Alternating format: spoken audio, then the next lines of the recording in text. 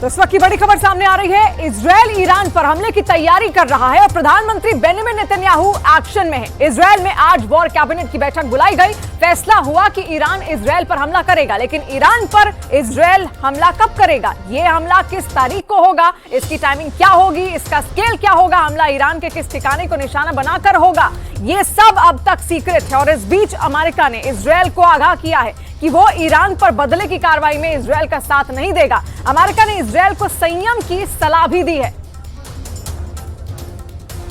लेकिन इजरायल के रुख से लगता नहीं कि वो रुकने वाला है, क्योंकि जब तक ईरान पर इजरायल मिसाइल नहीं दाग देता, बदले की आग में वो जलता रहेगा।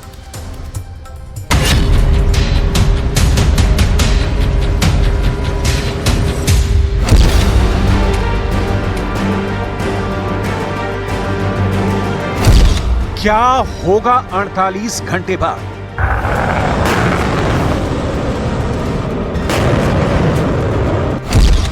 ईरान के 5 शहरों में खून ही खून।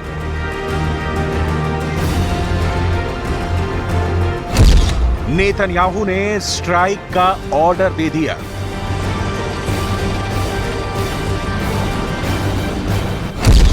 बिन अमेरिका इजरायल लड़ेगा युद्ध।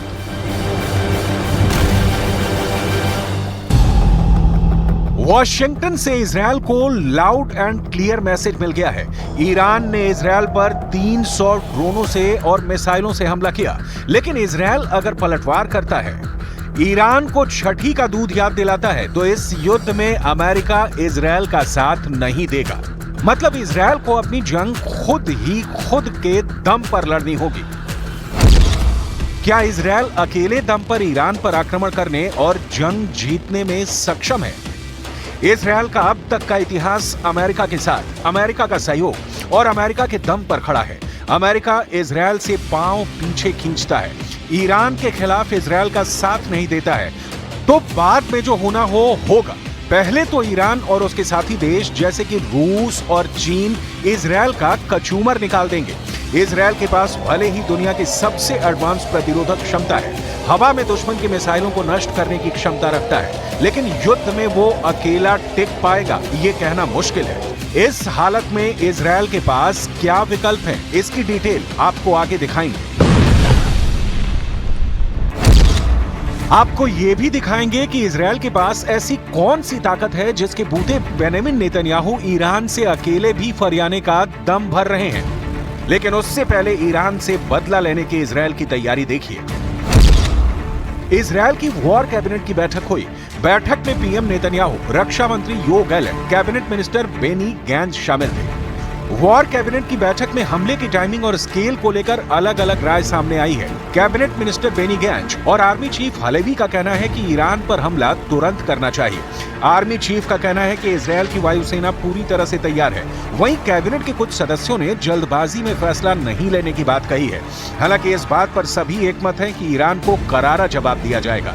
मतलब ईरान पर हमले का प्लान तैयार है। हमला कब होगा, इसे लेकर वक्त और तारीख फिक्स नहीं है। ईरान ने भी सीरिया में अपने दूतावास पर इजरायली हमले के बाद पहले हमले की धमकी दी थी, लेकिन ना तो वो निश्चित वक्त बताया था और ना ही तय समय। युद्ध का भी वैसे ही ऐलान होता है। हमले की प्लानिंग और टाइमिंग बता दी जाए, दुश्मन को सावधान करने की ऐसी गलती कोई नहीं करता। तो ये साफ नहीं है कि ईरान पर इजरायल कब हमला करेगा, सीधा हमला करेगा या कुछ और तरकीब अपनाएगा। तस्वीर साफ नहीं है। इजरायली सेना ने साइप्रस और अमेरिका के साथ ज्वाइंट ड्रिल की है, जिसे ईरानी हमले के बदले के तौर पर देखा जा रहा है। ड्रिल में लंबी दूरी के हमलों का अभ्यास किया गया है। इजरायली प्रधानमंत्री बेंजामिन नेतन्याहू ने भी हाल ही में तेल नौफ एयरबेस का दौरा किया है, जिसके बाद से बदले की कार्रवाई की आशंका जताई जा रही है। कहा तो यहां तक जा रहा है कि हमले की टाइमिंग तय नहीं है, लेकिन हमला कहां होगा, इजरायल ने इसका प्लान तैयार कर लिया है। एक्सपर्ट्स का मानना है कि इजरायल बदला लेने के लिए ईरान के परमाणु ठिकानों को निशाना बना सकता है। ईरान के परमाणु ठिकानों पर इजरायल के हमले का प्लान बहुत सोच विचार कर ही इजरायल ने उठाया होगा। अमेरिका और पश्चिमी देश ईरान के परमाणु बम बनाने का विरोध करते रहे हैं। ऐसी सूरत में अमेरिका ना चाहकर भी इजरायल के साथ खड़ा हो सकता है, क्योंकि एक तरह से इजरायल का ईरान पर हमला अमेरिकी हितों के मुताबिक ही होगा। इजरायल पहले भी ईरान पर हमले कर चुका है। टाइम्स ऑफ इजरायल की एक रिपोर्ट के मुताबिक जून 2022 में ईरान के परमाणु ठिकानों को निशाना बनाते हुए इजरायली वायुसेना के दर्जनों जेट्स ने मेडिटेरियन सी में हमले किए थे। ये हमले भी साइप्रस के सहयोग से हुए थे।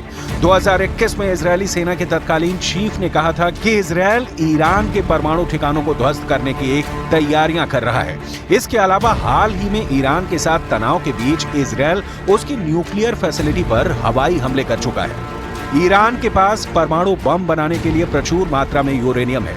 युद्ध की सूरत में ईरान इसका इस्तेमाल करने से गुरेज नहीं करेगा। दूसरी ओर इजरायल भी परमाणु शक्ति संपन्न देश है, लिहाजा इजरायल की रणनीति देखती है कि पहले ईरान के परमाणु अड्डों को तबाह कर दिया जाए, उसके बाद इब्राहिम रईसी की सत्ता को तेहरान से उखाड़ दिया जाए। ईरान के पास 3 अंडरग्राउंड यूरेनियम प्लांट्स हैं। ये प्लांट्स फोर्डो, नाटंज और कॉम में हैं। इसके अलावा रमसर, तेहरान और बोनाव में रिसर्च रिएक्टर्स फैसिलिटी हैं और इसफहान और बुशेर में यूरेनियम कन्वर्जन प्लांट है और एरिक में heavy water reaction production plant है। ईरान पीएम नेतन्याहू से बात की थी। इस दौरान बाइडन ने इजरायल को सुरक्षा का भरोसा दिया था। इसके साथ ही बाइडन ने यह भी कहा कि जवाबी कार्रवाई को लेकर इजरायल अभी संयम बरते, लेकिन इजरायल कब तक संयम बरते? जिस देश का अस्तित्व ही खतरे में पड़ जाए, ईरान जैसी ताकतें हूथी, हमास और हिजबुल्लाह के लड़ाकों को लगातार इजरायल पर हमले के लिए उकसा रही हैं। हिजबुल्लाह ने तो गोलन हाइट्स पर रॉकेट दागने भी शुरू कर दिए हैं। गाजा में हमास पर इजरायल की जीत के महीनों बाद अब भी चुनौती बनी हुई है। यमन के हूथी लड़ाके लगातार इजरायल के खिलाफ रॉकेट दाग रहे हैं। मुस्लिम देश जिन्हें इजरायल के होने मात्र पर ऐतराज है, ईरान से हाथ मिला चुके हैं। इजरायल पर हमला करके ईरान भी जता चुका है कि मध्य पूर्व एशिया में उसके वर्चस्व को चुनौती नहीं दी जा सकती। लिहाजा इजरायल का बदले की आग में जलना स्वाभाविक है, लेकिन सवाल फिर वही घूम फिर कर आ जाता है कि इजरायल अगर अकेले ही ईरान पर धावा बोल देता है तो फिर रूस, चीन जैसी ताकतें इजरायल के खिलाफ खड़ी हो जाती हैं, तो क्या होगा? इस सवाल का जवाब आपको अमेरिकी बयान में मिलेगा। I've been in close communication with counterparts in the region, and we will continue to do so in the hours and days ahead. We don't seek escalation, but we'll continue to support the defense of Israel and to protect our personnel in the region. America भले ही Israel को संयम बरतने की सलाह दे रहा है ताकि मध्य पूर्व में युद्ध के हालात पैदा ना हो, लेकिन अमेरिका इजरायल के युद्ध में फंसने की सूरत में उससे किनारा नहीं कर सकता। इजरायल मध्य पूर्व में अमेरिका का सबसे बड़ा सहयोगी है और मुस्लिम देशों के बीच अमेरिका को अपना वर्चस्व कायम रखना है तो उसे इजरायल की जरूरत स्वाभाविक तौर पर है। इजरायल में अब एक बड़ा लॉन्च पैड तैयार हो चुका है। ये वही लॉन्च पैड है जहां ईरान की तरफ से सबसे ज्यादा मिसाइल और ड्रोन हमले किए गए, लेकिन ज्यादातर नाकाम हो गए और अब ईरान को डर है कि ये लॉन्च पैड ईरान पर सबसे बड़ा अटैक करने की लोकेशन बन सकता है। डर यह भी है कि यहीं से तीसरे विश्व युद्ध की शुरुआत ना हो जाए।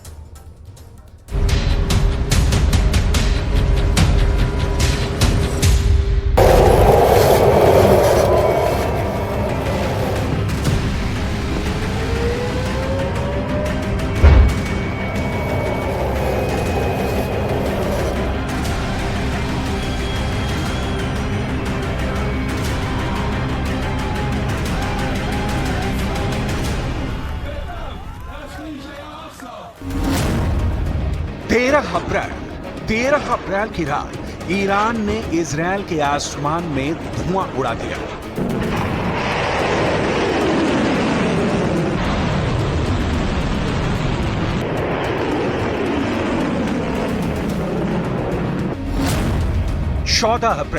तो 14 अप्रैल की सुबह देखिए इजरायल में 10 एयरबेस हैं, लेकिन ईरान ने नेवातिम एयरबेस को अपना सबसे बड़ा टारगेट बनाया। ये एयरबेस इजरायल की बड़ी आबादी से दूर दक्षिण में नेगेव के रेगिस्तान में है, यानी राजधानी तेल अवीव से 100 किलोमीटर दूर। इस मिलिट्री पट्टी है, यानी 3 रनवे हैं, जो सामान्य बात बिल्कुल नहीं है। ईरान ने इस अड्डे पर भारी नुकसान हुआ है, लेकिन सच क्या है? ईरान के दावे या फिर इजरायल की रिपोर्ट? दोनों पक्ष देखने से पहले 14 अप्रैल की सुबह की तस्वीरें देख लीजिए। इजरायल की नेवाती बेस मरम्मत काम जारी है। मिसाइल जहां गिरी वहां बने गड्ढे भी दिखाए गए हैं। इजरायल का दावा है कि नेतन्याहू एयरबेस के रनवे को कोई नुकसान नहीं हुआ। हालांकि अमेरिका की मीडिया में कहा जा रहा है कि नेवातिम एयरबेस पर जब ईरान की मिसाइलें गिरी तो को नुकसान की खबर है। आसपास इजरायली सेना के गोदामों पर भी मिसाइल गिरी है, लेकिन उस पर ज्यादा असर नहीं पड़ा।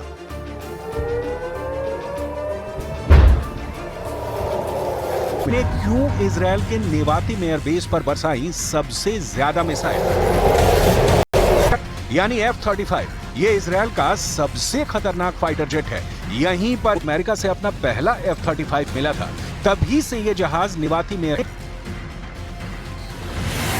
F-35 अमेरिका में हो करीब 2000 किलोमीटर प्रति घंटे है। ना दुश्मन का विमान इसे देख पाता है, ना ही उसके रेडार इसे ट्रैक कर पाते हैं। यही वजह है कि एयर पहुंचकर ये बिना ट्रैक हुए हमला कर सकता है।